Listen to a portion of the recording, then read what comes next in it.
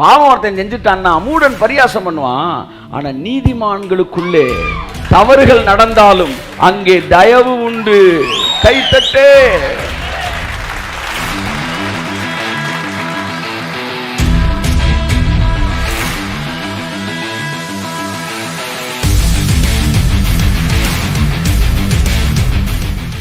நீங்க ஜெபம் பண்ணும்போது என்ன பேர்ல ஜெபம் பண்றீங்க? இயேசுவின். பிசாசை என்ன பேர்ல துரத்துறீங்க? வியாதி என்ன பேர்ல அதட்டுறீங்க? அப்ப எப்ப எல்லா நேரத்திலும் நீங்க ஒரு நாமத்துக்குள்ளதான் ஒளிஞ்சுக்கிறீங்க அப்படின்னா உங்களுக்கு தான் நீதிமான்.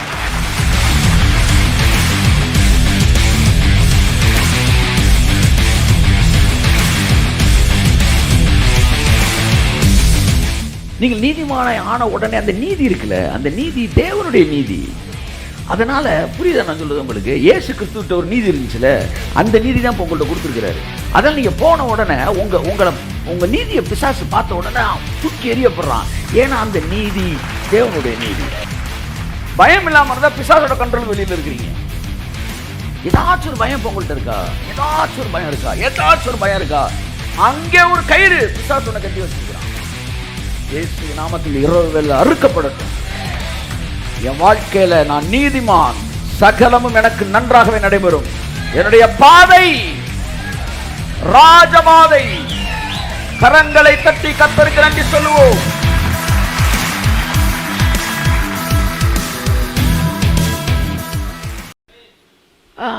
எனக்கு யாரோ செய்வினை வச்சிட்டாங்க, ஒன்றும் வைக்க முடியாது. ஆமா, செய்வினை எல்லாம் பொய்வினை ஆகிவிடும். ஆமா, இல்ல பில்லி நம்ம கில்லியா, ஒரு பில்லி ஒன்றும் பண்ண முடியாது. ஆமாம், அன்புக்குரியவர்களே, எல்லாமே பயத்தில் இருக்கு. பயத்துலேருந்து மனுஷனை விடுதலை ஆக்கிட்டா, லவ் பண்ணுறவனே ஏன் பண்ணுறான்றீங்க? எங்கிட்ட நமக்கு ஒய்ஃபு கிடைக்காம போயிருமோ? எங்கிட்ட நமக்கு மாப்பிள்ளை கிடைக்காம போயிருமோ? இதை கிடைச்ச வரைக்கும் நம்மளாம் மூவ் பண்ணி everything, the whole world is ruled over by fear. Fear. If you don't have fear, you are completely out of the coverage area of devil. Outside of the coverage area. பிசாசோட கவரிங்குள்ள வெளியில வந்துட்டீங்க. இனி உங்களை ஈஸியாக handle பண்ண முடியாது. ஏய் ஆட்ட மண்டல் அடிக்க போற போடா இயேசு நாமத்தில் என்கிற இடத்துக்கு நீங்கள் வரும்போது அவங்களை ஹேண்டில் பண்ண முடியாது. மிஞ்சி போனடா செய்வா, செத்துதாள் பார்ப்பேன், செத்துக்கிறேன்டா, செத்தப்பறம் நான் அவரை தானே பார்ப்பேன், அவர்கிட்ட பேசி நான் திரும்ப வந்துக்கிறேன், போ முடிஞ்ச பார்த்துக்குவோம் என்கிற மனநிலைக்குள்ள அவனுக்கு விசுவாசம் இருக்கு, நம்பிக்கை இருக்கு. விசுவாசம்ன்ற கயிறில் நடந்துரும்ன்றது, நம்பிக்கைன்றது மிஸ் ஆனாலும் கீழே எதில் இருக்கேன், நெட்டு என்னை கட்டி இருக்கு வலை, அதுலேருந்து தம்பி நான் திரும்ப வந்துக்குவேன். எத்தனை பேர் நம்பிக்கை இருக்கிறீங்க? அதிகபட்சம் மரணத்தை கடத்தான பயப்படுவான். மரணத்தின் மீதும் நமக்கு நம்பிக்கை இருக்குது. எதுக்கு நீங்கள் பயப்படணும்? போன பால் திரும்ப வந்த மாதிரி வந்துட மாட்டீங்களா? நீங்கள் கையை தட்டுங்க சார். என்ன அப்படியே ஒரு மனிதனை தேவன் ஆட்டுவிக்க வேண்டும் என்றால் விசுவாசம் என்கிற கயிறு மூலமாக தான் ஆட்டுவிக்கிறார். இப்போ ஒருத்தருக்கு விசுவாசம் வந்துருச்சுன்னா இனிமே தேவன் சொல்ற மாதிரிலாம் செய்ய ஆரம்பிப்பான். கையை அப்ப விசுவாசம் என்ன வந்துருச்சு, நானும் தேவன் என்னை கயிறில் கட்டிட்டாரு. அப்ப கயிறில் கட்டிட்டாருன்னா இப்போ நான் அவர் கண்ட்ரோலுக்கு வந்துட்டேன். அவர் சொல்லுவார், நெயில் நதி அடி, அது ரத்தமாக மாறும்னா, இப்போ கயிறு எனக்கு விசுவாசம் இருக்குன்னா என்ன அர்த்தம்? கயிறு கட்டிட்டாருன்னு அர்த்தம். நான் அடிப்பேன். நாளைக்கு காலையில் 6 மணிக்கு வாப்பா, எல்லாம் சரியாயிரும். என்ன சார் ஒரு தைரியமாக சொல்கிறீங்க? கயிறை கட்டியிருக்காரு. விசுவாசன்ற கயிறில் கட்டினோன்னா அவர் என்னெல்லாம் நினைக்கிறாரோ அதெல்லாம் பூமியில் என்னவோ செஞ்சுருவார். நீங்கள் கூட அந்த கயிறில் கட்டப்பட்டுட்டீங்கன்னா உங்கள் கரங்கள்லேருந்து அற்புதங்களும் அடையாளங்களும் இயற்கைக்கு அப்பாற்பட்ட காரியங்கள் நடக்கும். இன்னைக்கு தேவன் அநேகரை கண்ட்ரோல் பண்ண முடியாத காரணம் விசுவாசம்ன்ற கயிறு அவங்க மேலே கட்டப்படாமல் கட் பண்ணி அவங்க வெளியில் இருக்கிறனால அவங்கள தேவனுடைய கண்ட்ரோலுக்கு வெளியே இருக்கிறாங்க. பயம் இல்லாமல் இருந்தால் பிசாசோட கண்ட்ரோல் வெளியில் இருக்கிறீங்க. ஏதாச்சும் ஒரு பயம் உங்கள்கிட்ட இருக்கா? ஏதாச்சும் ஒரு பயம் இருக்கா? அங்கே ஒரு கயிறு பிசாசு ஒன்றை கட்டி வச்சிருக்கிறான். இயேசு நாமத்தில் இரவு வேளை அறுக்கப்படட்டும். என் வாழ்க்கையில நான் நீதிமான், சகலமும் எனக்கு நன்றாகவே நடைபெறும். என்னுடைய பாதை ராஜபாதை. கரங்களை தட்டி கர்த்தருக்கு நன்றி சொல்லுவோம். உங்களுக்கு உடல்நிலை சரியில்லை என்று சொல்லுகிறார்கள், அதற்கு மருத்துவம் பார்க்க வேண்டும் என்று சொல்லுகிறார்கள். ஓகே, ஒரு மாத்திரையா கொடுப்பா வாயில போட்டு சாப்பிட்றேன் நீங்கள் சொல்கிறீங்க. இல்லை சார், உங்களை நிற்க வச்சு உங்கள் மூக்கு வழியாக ஒரு டியூப்பை விட்டு காது வழியாக வெளியே எடுத்து இடுப்பில் 2 ஓட்டையை போட்டு ரைட்டில் வந்து லைட்டாக அவங்கள அனஸ்தீசியா கொடுப்பீங்களா? அதெல்லாம் கொடுக்க மாட்டோம். அப்படியே உறிஞ்சு வெளியே கொஞ்சம் கொஞ்சமாக ரத்தத்தை எடுப்போம். ஆனால் ஒரு 1.5 மணி நேரம் மரண வேதனையாக இருக்கும். ஆனால் நீங்கள் சரியாயிருவீங்க அப்படின்னு ஒரு ட்ரீட்மெண்ட் உங்கள்கிட்ட சொன்னால் உங்கள் வாய் சொல்லணும், நான் நீதிமான். நீ சொல்கிற ரூட்டும் மேலூர் வழியாக, கிராமத்து வழியாக, ஒத்தக்கடை வழியாக அப்படியே மெதுவாக திருச்சிக்கு வரும். ஆனால் எங்கள் ரூட்டு அந்த ரூட்டு இல்லை, எங்கள் பாதை ராஜபாதை. இந்த 1.5 மணி நேரம் கொடூரமான ட்ரீட்மெண்ட் வழியாக வருகிற சுகம் இந்த உலகத்தில் இருக்கிறவனுக்கு பாதை. இந்த ட்ரீட்மெண்ட்டே இல்லாத ராஜபாதை, உட்கார்ந்து இருக்கிற இடத்துல வாங்க வேண்டிய சுகம், அது என்னுடைய சுகம். Amen. So what I come to say, என் பாதை ராஜபாதை. ட்ரீட்மெண்ட்டாக இருக்கட்டும் அல்லது ரூபா வரதாக இருக்கட்டும், பேங்க் லோனு, அங்கே போய் ஒரு 4.5 மாதம் அலைஞ்சு திருநாயாக அலைஞ்சு ஒரு லோனை வாங்கி ஒன்று பண்ணணும்னு பண்ணிக்க, அது ஓம் பாதை. ஏன் பாதை ராஜபாதை. ராஜபாதைனா என்ன? எல்லாமே ஈஸியாக வர்றது. No signal, 4 ways, 2 ways. கிராமத்து வழியாக போகிறது வந்து என்ன சொல்கிறது, ஒத்தையடி பாதை. ஒத்தையடி அப்படி வர்றது. அப்போ இப்படிலாம் நீங்கள் வாங்க, நாங்கள் அப்படியே மெதுவாக ராஜபாதையில் வந்துக்கிட்டு இருக்கிறோம். ஸோ லைஃப்பில் எதெல்லாம் வந்து கிரிட்டிக்கலாக சொல்கிறாங்களோ, காம்ப்ளிகேட்டடாக சொல்கிறாங்களோ, இந்த உலகம் அதுக்கு தலையசைக்கும். ஆனால் தான் நீதிமான் என்பதை உணர்ந்தவன் இந்த காம்ப்ளிகேஷனுக்குள்ளே போக மாட்டாயா? தேவை இல்லையா? நான் நீதிமான், என் பாதை ராஜபாதை. Because Bible promised, it has promised me. எனக்கு அது ப்ராமிஸ் பண்ணியிருக்கு. ஏதோ குருவி சேர்த்த மாதிரி அது ஓம் பாதை, என் பாதை ராஜபாதை. சார் நீங்கள் என்ன சார் வந்து பெரிய சர்ச்சு பிளான் பண்ணுறீங்க, உங்களுக்கு வீடுன்னு பிளான் பண்ணலையா, உங்களுக்குன்னு எதுவும் சேர்க்கலையா?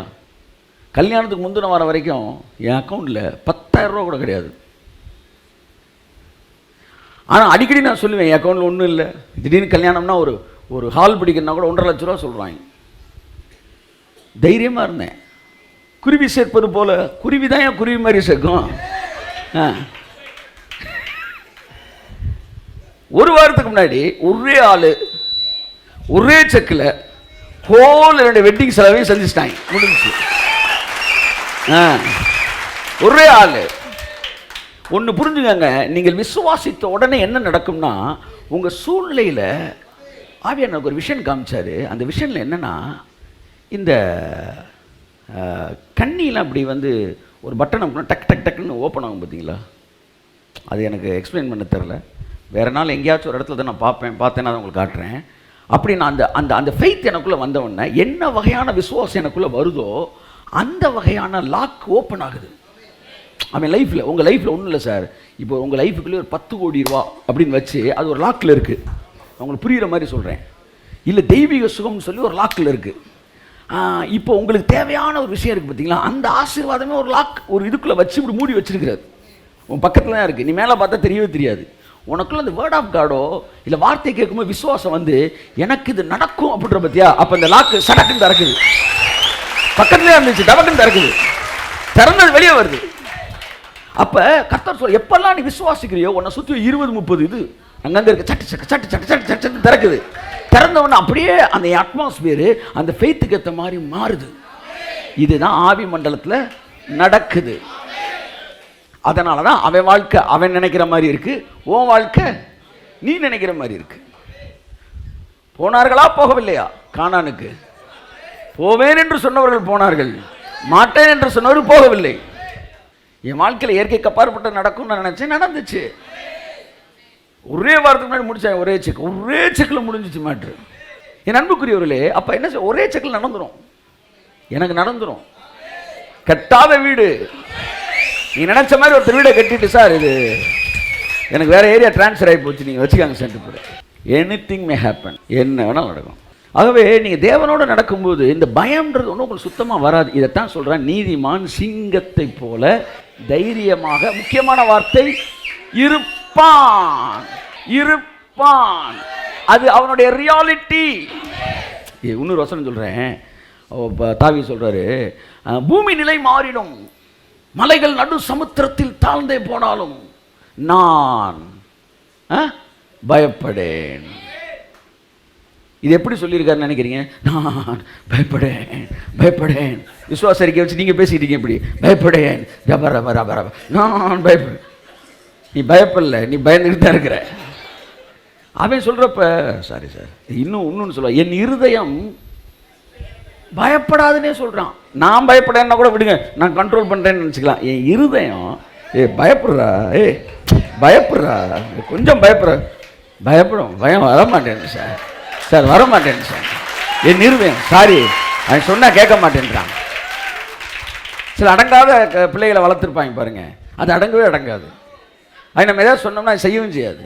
கேட்டாங்க, அம்மா சொல்லுவாங்க, அப்பா சொல்லுவாங்க, அது கொஞ்சம் செல்லமாக வளர்த்துட்டேன், கீழ்ப்படிய மாட்டேன், தருதலையாக தெரியுது. அப்படி வந்து பெற்றோர்கள் வந்து அந்த அடங்காத பிள்ளைகளை சொல்வது போல பவுல் சொல்கிறாங்க, இருதயம் பயப்பட மாட்டேங்க சார், பயப்பட மாட்டேங்க சார். சார் எதிரியை பார்த்து, வியாதியை பார்த்து, இதை பார்த்து பயப்படல சார், பயம் வரல சார். என் பக்கத்தில் 1000 பேர் வலது விழுந்தாலும் அது என்ன அணுகாது. இன்னொரு இடத்துல சொல்லுது, எனக்கு எதிராக ஒரு பாளையம் இறங்கினாலும், எனக்கு எதிராக ஒரு யுத்தம் வந்தாலும் சொல்றான், ஏன் இருதயம் பயப்பட மாட்டேன் சார். அந்த இடத்துக்கு வந்துட்டீங்களா? நீங்க நீதிமானன்னு புரிஞ்சுக்கிட்டீங்கன்னா, உங்க நீதி எப்படி நீதின்னு தெரிஞ்சுக்கிட்டீங்கன்னா, நீங்களும் சொல்லுவீங்க, என் இருதயமும் பயப்படாது. 8 வயசுல செத்துருவார்னு சொன்னேன் ஹேகின. 13 வயசு வரைக்கும் வந்து 13 வயசுல செத்துருவாருன்னாங்க. அதை தாண்டிட்டாரு. 20 வயசு வந்துருச்சு. 20 வயசுல பிரசங்கம் பண்றாரு, என்னை 8 வயசுல செத்துருவேன்னாங்க. நான் இன்னைக்கு வரை உயிரோடு இருக்கிறேன். 16 வயசுல செத்துருவேன், 13 வயசுல கூட எதிர்பார்த்தாங்க. நிறைய அதுக்கு எதிரான சம்பவங்கள்லாம், சிம்டம்ஸ்லாம் வந்துச்சு என் பாடியில். ஆனால் கர்த்தர் சொன்னால், நீ நீடித்து நல்லா இருப்பாருன்னு. நான் சொல்கிறேன், 20 வயசு ஆச்சு, நான் சாகலை. நான் உங்களுக்கு சொல்கிறேன், 30 வயசு எனக்கு ஆகும், நான் சாக மாட்டேன். 40 வயசு எனக்கு ஆகும், நான் சாக மாட்டேன். 50 வயசு எனக்கு ஆகும், நான் சாக மாட்டேன். கவனிங்க, 60 வயசு எனக்கு ஆகும், நான் சாக மாட்டேன். 70 வயசு எனக்கு ஆகும், நான் சாக மாட்டேன். 80 வயசு ஆனாலும் நான் சாக மாட்டேன். கர்த்தர் என்னை நீடித்த நாட்களால் நான் போதும் சொல்ற வரைக்கும் என்னை திருப்தி ஆக்குவார். சிங்கம் மாதிரி பேசுறாராம் 20 வயசுல. அந்த வீடியோவை எடுத்து ஹேகினுடைய 80வது வயசு பிறந்த நாளில் போட்டு விடுறாங்களாம். அப்படி கும்முன்னு உட்காந்து பார்க்குறாரு. ஐயா சார், விசில கொடுக்க. உங்களை சுற்றி கோடிக்கணக்கான ஆசீர்வாதம் இருக்கு. உங்களை சுற்றி வந்து நல்ல ஆரோக்கியம் இருக்கு. உங்க பிள்ளைகளின் ஆரோக்கியம் இருக்கு, குடும்பத்தின் ஆரோக்கியம் இருக்கு. வாய்களை திறந்து நீங்கள் பேசும்போது அந்த லாக் ஓப்பன் ஆகி அந்த ஆசீர்வாதம், ஆரோக்கியம் வெளிவருகிறது. நன்மையான தேவனுடைய மகளே, வாயை திறந்து பேசுங்க நன்மையான வேலை. அப்ப அவன் சொல்றான், நான் மரண இருளின் பள்ளத்தாக்கில் நடந்தாலும். அந்த பயப்படேன்றதுக்கு அர்த்தம் தெரியுதா? உங்க மைண்ட்ல வேற படம் இருக்கு. நான் பயப்படேன், ஆமென், கர்த்தர் என்னோடு கூட. என்ன வந்து அந்த பழைய தமிழ் படத்தில் அந்த பேய் படம் பார்த்த உடனே அந்த பேய் இப்போ விரட்டுன்னு தெரிஞ்சு திரும்ப அந்த பொண்ணு எங்கே தான் போகும்? காட்டுக்குள்ளேயே தான் போகும். அது காட்டுக்குள்ளேயே தான் போகும். திரும்பவும் வந்து எங்கடா பேய் இருக்குன்னு தேடி போகும். ஒழுங்காக வீட்டுக்குள்ள லைட்டை போட்டு ஃபேனை போட்டு தூங்கலாம், மெதுவாக ஜன்னலை திறந்து பார்க்குறது. ஏன்னா அதானே பேய் படம். அந்த மாதிரி பயப்படேன்னு சொல்லி நீங்கள் நினச்சிங்களா? எல்லாம் கிடையாது. அவன் சொல்கிறான், மரண இருள். அச்சா, பயங்கரமானது சார் அந்த வார்த்தை. சாதாரண வார்த்தை இல்லை சார். கர்த்தர் என் மேய்ப்பராக இருக்கிறாரா? கர்த்தர் என் மேய்ப்பராக இருக்கிறார். நான் மரண இருளின் பள்ளத்தாக்கில் நடந்தாலும் பொல்லாப்புக்கு பயப்படேன். இதெல்லாம் அடி வயிற்றுல இருந்து வர்ற வார்த்தை. அதெல்லாம் அவர் கூட நடந்தவனுக்கு, நீதிமானுக்கு வருகிற தைரியம். மரண இருள்னா மூச்சு இழுத்துக்கிட்டு இருக்கு, சாக போறான், நான் எந்திரிப்பேன்டா, அப்ப நான் வருவேன். ஆமென். மரண இருளின் பள்ளத்தாக்கில். என்ன இது விளையாட்டா வசனம்? இங்க வந்த வசனத்தை படிக்கிற, அங்க போனா ரிப்போர்ட்டை பார்க்கிறது. இதுக்கா தேவன் நம்மளை வச்சாரு? Whose report will you believe? I shall believe the reports of the Lord. இவ்வளவு பேசுறாரு சார், அப்புறம் ஒரு பெரிய நீதிமானா இருப்பார் போல. ஆமா நீதிமான் தான், முழங்காலே நிற்பார் போல. அங்கதான் நீ தப்புன்ற. ஏன்னா நீதிமான் யாருன்னு உனக்கு தெரியல. கையை தட்டுங்க. நீதிமான் யார் என்பதை உங்களுக்கு நான் வாசித்து உள்ளே கடந்து செல்ல விரும்புகிறேன். இதை கண்டுபிடிச்சிட்டீங்கன்னா உங்களுக்கு தைரியம் வந்துடும். ஆதியாகமம் 6ஆம் அதிகாரம் 6-9 வாசிங்க. நோவாவின் வம்ச வரலாறு. நோவாவின் வம்ச வரலாறு. எல்லாம் சொல்லுங்க. என்ன பார்த்து சொல்லுங்க. வம்ச வரலாறுன்றது முக்கியமான வார்த்தை. ஏன்னா அடுத்த வசனத்துல நீதிமான்ற வார்த்தை வருது. வாசிங்க. நோவா தன் காலத்தில் இருந்தவர்களுக்குள்ளே நீதிமானும் உத்தமனுமாயிருந்தான். நோவா தேவனோடு சஞ்சரித்து கொண்டிருந்தான். கரங்களை தட்டி கர்த்தருக்கு நன்றி சொல்லுவோம். நோவா, கிருபை என்கிற வார்த்தை முதலாவது இங்கே வருகிறது. நோவா நீதிமானாயிருந்தான். நீங்க நீதிமான் என்ன நினைச்சிட்டீங்க? நீதிமான டிவி பார்க்க ஒரு 10 ஐட்டம் வச்சிருப்பான். டிவி ஒரு காலத்தை பொடி போடுவது, சுருட்டு குடிப்பதுனா இப்ப சுருட்டே விற்கிறது இல்லை. அதனால பாவத்துக்கு டெஃபினிஷனை மாத்திட்டாங்க. கையத்தட்டு. 1960 பொடி போடுவது, போயில போடுவது, பீடி குடிப்பது, சொக்கலால் தாப்பி, சொக்கலால் பீடி, இவைகள் போடுகிறவர்கள் ராப்போஜனத்துக்கு கடந்து வராதிருப்பீர்களாக. இன்னைக்கே சொல்ல மாட்டேன்றாங்க. பாவத்துக்கு டெஃபினிஷனு மாறிடுச்சு. நீ மாத்திக்கிட்டே இரு. ஆனா பைபிள் ஒரே டெஃபினிஷன் தான் பாவத்துக்கு தருது. நீதிமான்னு நீ கொடுக்குற டெஃபினிஷனும் தப்பு. வசனத்தை இங்க எடுக்கிற அர்த்தத்தை மட்டும் ஏண்டா சொந்தமா தர? அர்த்தத்தை இங்கே எடு. ஆமென், ஆமென். கர்த்தருக்கு பயப்படுதலே ஞானத்தின் ஆரம்பம். இது வசனம். அப்ப பயப்படுறதுனா என்ன? கையை இப்படி கட்டுறதா, இல்ல இப்படி கட்டுறதா, இல்ல எப்படி இருந்த பயம்? இந்த பயம்ன்ற வசனத்தை எடுத்துட்டு அவன் பிரசங்கம் பண்ண ஆரம்பிச்சிடறான். கர்த்தர் பயப்படும் தம்பி, ரொம்ப நடுக்கத்தோடு. சார் வசனத்தை எடுத்தீங்க, விளக்கத்தை பைபிள் இருந்தே கொடுங்க. கர்த்தருக்கு பயப்படுதலே ஞானத்தின் ஆரம்பம். அப்ப கர்த்தருக்கு பயப்படுதல்னா என்ன? கையை முன்னாடி கட்டுற பின்னாடி கட்டுறதா? தீமையை வெறுப்பதே கர்த்தருக்கு பயப்படும் பயம். ஆமென். பயம்னா என்ன? டெஃபினிஷன் பைபிள்ல இருந்து எடுத்து கொடு. நீதிமான்ங்கிற வார்த்தை ஆழமான அர்த்தம் உடையது. அதை புரிஞ்சுக்கிட்டீங்கன்னா உங்க எல்லாருக்கும் இந்த வார்த்தை கேட்டிருக்க அத்தனை பேர் சொல்லுவீங்க, அத்தனை பேரும் புரிஞ்சுக்குவீங்க நீங்க ஒரு நீதிமான் என்பது. நீதிமான் தன் காலத்தில் வாழ்ந்தவர்களுக்குள்ளே நோவா நீதிமானாய் இருந்தான் என்கிற வார்த்தையோட ஹீப்ரு பைபிளோட அந்த அந்த ஒரு அதுக்கான அர்த்தம் எப்படி வருதுன்னா, அந்த காலத்தில் வாழ்ந்தவர்களே நோவா மட்டும்தான் தேவனுடைய வித்தா இருந்தான். கை தட்டுங்க ஒரு தடவை அவருக்கு. எல்லாம் சொல்லுங்க. நீதிமான்னா வித்து, வித்து, கைய தட்டு. அதனாலதான் சொல்றாரு வம்ச வரலாறு. என்ன வம்ச வரலாறு? ஆதாம் தேவனுடைய பிள்ளை. ஆதாமுக்கு அப்புறம் என்ன நடக்குது? கர்த்தர் சொல்றாரு ஆதாம் பாவத்தில் விழுந்தாலும் அவன் இன்னும் தேவனுடைய வித்தா தான் இருக்கிறான். இப்போ அவன் என்ன சொல்றாரு கர்த்தர் ஸ்திரீக்கும் உனக்கும் பகை உண்டாக்குவேன், உன் வித்துக்கும். Come on come on. அப்ப பிசாசுக்கு வித்து இருக்கு இருக்கு. அப்ப பிசாசோட வித்து தான் துன்மார்க்கன் சொல்றாரு. உன் வித்துக்கும் அவள் வித்துக்கும். அவ பாவத்தில் விழுந்திருந்தாலும் அவளோட வித்து, நீதிமானின் வித்து, பகை உண்டாக்குவேன். அந்த வித்து யாரு? இயேசு சொல்றாரு. அந்த பிளட் லைனை சொல்றாரு. அப்ப அவர் உன் தலையை நசுக்குவார். இப்ப நீங்க தேவனுடைய வித்து உன் பிசாசு, ஏதாவது ஏவாள் வித்து ஏவாள் வித்துன்னு படிச்சீங்களே, ஆனா சாத்தானின் வித்துன்னு ஒண்ணு இந்த பூமியில இருக்குன்றத நீங்க படிச்சீங்களா? அப்ப பிசாசு என்ன செஞ்சான்? ஸ்திரீயின் வித்துன்னு ஒண்ணு யார நினைச்சிட்டான் தெரியுமா? ஆபேல நினைச்சிட்டான். ஆஹா, இவன் தான் நம்ம தலையை நசுக்க போறான் போல அப்படின்னு சொல்லி ஆபேல கொண்டான். ஆனா அவரும் ரொம்ப தெளிவா இருந்தாரு.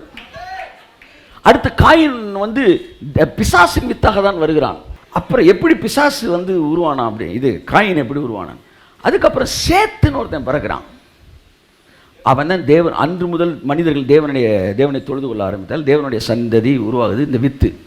இப்போ பிசாசு முடிவு வரான், என்னடா ஒன்றும் பரலோகம் வழக்கம் போல தான் போயிட்டுருக்கு, பெரியவரை காலி பண்ண பிறகும் திருவிழா நல்லா தான் நடந்துக்கிட்டு இருக்கு அப்படின்னு பிசாசு பார்க்குறான். ஆவேலை கொண்ட பிறகு திருவிழா ஒழுங்காக தானே போயிட்டுருக்கு. அப்போ ஆவேலு வித்து இல்லை, வேற யாரோ வித்து இனிமேல் தான் பிறக்க போகிறாங்க. அப்போ என்ன செய்யணும், இந்த வித்தவே கரப்ட் பண்ணிடுவோம். நம்ம அந்த வித்தை இந்த வித்தை என்ன செஞ்சிடணும், கலந்துட்டா எப்படி சொல்ல வந்து ஓநாயையும் நாயையும் மிக்ஸ் ஆன உடனே வந்து அல்சேஷன் வர மாதிரி இப்படி பிசாசு தன்னுடைய வித்தை உள்ள கலக்க பார்த்து கலக்கிக்கிட்டே தான் இருந்தான். அதனால கர்த்தர் பழைய ஏற்பாட்டில் சொல்லிக்கிட்டே இருந்தார், நீ வந்து புறஜாதிகளோடு பெண்ணு கொடுக்காத, அவங்களோட கலக்காத. எதுக்காக, மாமியார் மருமக சண்டை வரும், அது இல்லை, அது நீ உள்ளே முடிச்சாலும் வரும். ஏன் முடிக்காதன்னாருன்னா, என் வித்துக்கு ஒரு பிளட் லைன் தேவை, அது சுத்தமான வித்தா இருக்கணும், அந்த சந்ததியில தான் ஏன் புள்ள பிறக்கணும், அதனால நீ வித்தை கரெக்ட் பண்ணிடாதன்னாரு. ஆனால் எல்லாம் கரெக்ட் ஆகிட்டே இருந்தாங்க. அதனால் கர்த்தர் பார்த்தாரு, பூமி முழுவதும் எல்லாம் கரெக்ட் ஆயிடுச்சு. பெலிஸ்தியர், அதாவது தேவபுத்திரர்கள் அது வருது, மனுஷகுமாரத்திகள் சௌந்தரியம் உள்ளவர்கள் என்று கண்டு ரெண்டு வித்தும் இணையும் போது கரெக்ட் ஆயிடுச்சு. தேவகுமாரர்கள்னா அங்கே இருக்கிறவன் இல்லை, தேவனுடைய வித்து. தேவகுமாரர்கள் தேவனுடைய பிள்ளைகள், மனுஷகுமாரத்திகள் என்பவர்கள் உலகத்தில் இருக்கிற பிள்ளைகள். உலகத்தில் காயின் சந்ததி. இவங்க அழகா இருக்கிறாங்க சொல்லி இவங்கள போய் கல்யாணம் பண்ணிட்டாங்க. அப்ப தேவனுடைய பிளான் என்ன செய்தீங்க, என்ன ஆகுது, டிஸ்டர்ப் ஆகுது. இவன் தேவகுமாரன் மூலமா என் சந்ததியை கொண்டு வரலான்னு பார்த்தா தேவகுமாரன் ஃபுல்லா அங்கனுக்குள்ள இருக்கிற. அப்ப எல்லாம் சுத்தி முத்தி பார்க்கறாரு, எல்லாம் கரெக்ட் ஆயிருச்சு. அங்கனுக்குள்ள பார்த்தா ஒரே ஒருத்தன் மட்டும் தேவனுடைய வித்தா இருக்கிறான். கையை தட்டுங்க சார். தன் காலத்தில் இருந்தவர்களுக்குள்ளே நீதி நோவா தேவனுடைய வித்தா இருந்தான். கையை தட்டுங்க. அப்ப நீதிமான் என்கிற வார்த்தைக்கு அங்கே வருகிற எபிரேய அர்த்தம் தன்னுடைய வித்து.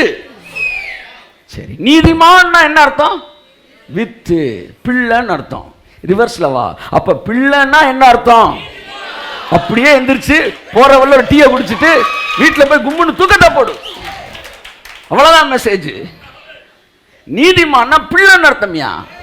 அப்ப பிள்ளைன்னா பக்கத்துல தட்டி சொல்லுங்க, ஆத்தா பிள்ளைன்னா நீதிமான் அர்த்தம். ஆத்தா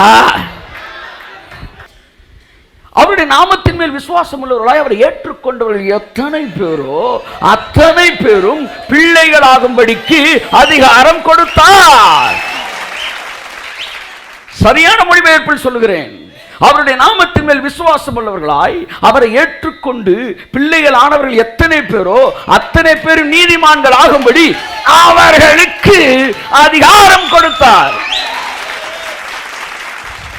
அதனாலதான் உலகத்தை அழிக்கிறப்ப தேவன் என்ன செய்யறாரு, 7ஆம் அதிகாரத்தை வாசிங்க, பேசேஜ் ஃபுல்லா வாசிங்கன்னா உங்களுக்கு தெரியும். 7ஆம் அதிகாரம் 1-2 வாசிங்க. கர்த்தர் நோவாவை நோக்கி, நீயும் உன் வீட்டார் அனைவரும் பேழைக்குள் பிரவேசியுங்கள், இந்த சந்ததியில் உன்னை எனக்கு முன்பாக நீதிமானாக கண்டேன். சார், மாம்பழம் வந்தாலும் அது மாமரம் தான், மாம்பழம் வருவதற்கு முன்பாகவும் அது மாமரம் தான். இன்னைக்கு ஒரு வசனம் அழகா சொன்னாரு, அவருடைய கனிகளால் அவர்களை அறிவீர்கள். அழகா ஒரு வசனம், கனியை வச்சு தானே மரத்தை சொல்லணும். அப்படித்தானே சார் நீங்களே சொல்லியிருக்கீங்க. ஆனால் இங்கே சொல்றீங்க மாம்பழம் வரலனாலும் மாமரம் தான்னு. புரியுதா? நீதிமான் நீதியின் காரியங்களை செய்வான், ஆனால் நீதியின் காரியங்கள் செய்யறதுக்கு முன்னாடியே அவன் அதை புரிஞ்சுக்காங்க. மரம் வச்சு ஒரு 3 வருஷம் கழிச்சு பழம் வருது, 3 வருஷம் கழிச்ச மாமரமா மாறிச்சு இல்ல. அது பழம் கொடுக்கறதுக்கு முன்னாடியே மாமரம் தான். நீங்க கிரியைகள் செய்யறதுக்கு முன்னாடியே நீங்க நீதிமான் தான். அப்ப கனிகளால் அறிவீர்கள்ன்றது உலகத்துக்கு. எனக்கு கனியை வச்சு அறிய வேண்டிய அவசியம் இல்லடா, உனக்கு கனிகளால் நீங்கள் அறிவீர்கள். நாங்க மரத்தை வந்து வேர்லே பார்த்துருவோம், இது என்ன மரம்னு. ஆமே, நீங்க நீதிமான். அப்ப நோவா பார்த்து சொல்றாரு, நோவாவே இந்த சந்ததியில் உன்னை எனக்கு முன்பாக நீதிமானாக கண்டேன்.